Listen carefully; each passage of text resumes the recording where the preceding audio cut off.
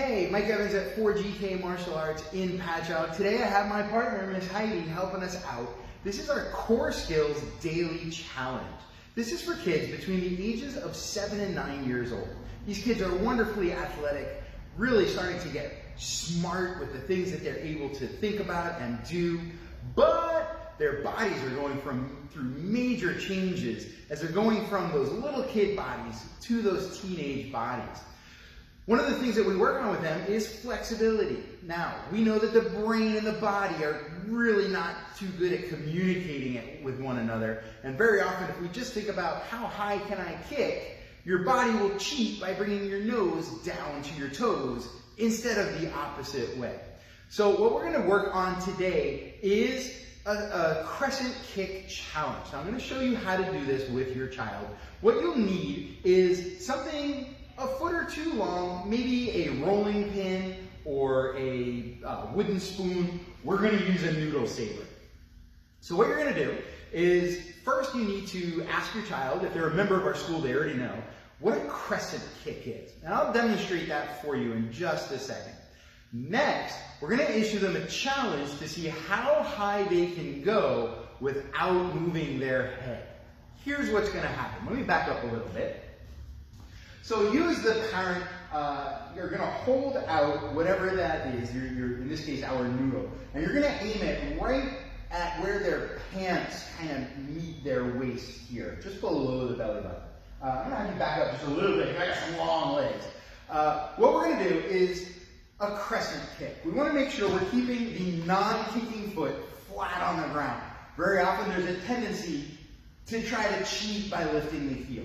We want to keep the supporting leg very straight instead of bending that knee. My back straight and my head as high to the ceiling as I can. My other foot, my kicking foot, will start in the back. And my goal is to do a crescent kick which circles across my body, up and over, all the way around without breaking my posture. Now we also want to make sure that those toes stay straight up towards the ceiling. Here's what's going to happen. You're going to start off at that waist level and you're going to have them do 3 kicks. We don't care about power or speed at this point. We're more looking at technique as we do ballistic stretching. If they're able to complete that, you're going to move it up to their solar plexus. Now, did I mention that they're not allowed to touch the noodle? We don't want their feet all over our cooking spoons, right?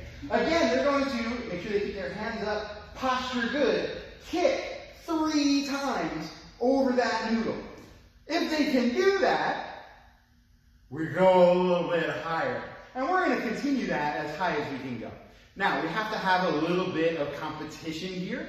So if you go kind of high and they break posture or kick the noodle, then we want to work on actually strengthening those muscles. We're going to have them do 3 squats every time they break posture or touch the noodle.